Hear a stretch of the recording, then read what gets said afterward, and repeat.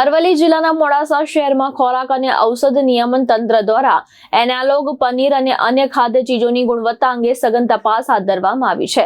તંત્રએ કુલ 11 હોટલ અને ખાદ્ય પેઢીઓની તપાસ કરીને 12 નમૂના લીધા છે. ડેઝિગ્નેટેડ ઓફિસર BM ગણાવાના માર્ગદર્શન હેઠળ senior food safety officer UR દરજીએ મોડાસાની હોટલ, નેશનલ, મેટ્રો હોટલ અને સૌરાષ્ટ્ર મીઠાઈ સહિતની કુલ 11 પેઢીઓની તપાસ કરી હતી.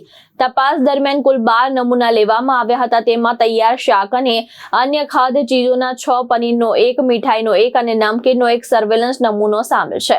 આ ઉપરાંત પનીર અંગારા અને પેંડાના 3 નમૂના પરીક્ષણ માટે લેવામાં આવ્યા છે. તમામ નમૂનાઓની ગુણવત્તા અને સલામતી ચકાસણી માટે ગુજરાત રાજ્યની ફૂડ લેબોરેટરીમાં મોકલવામાં આવશે.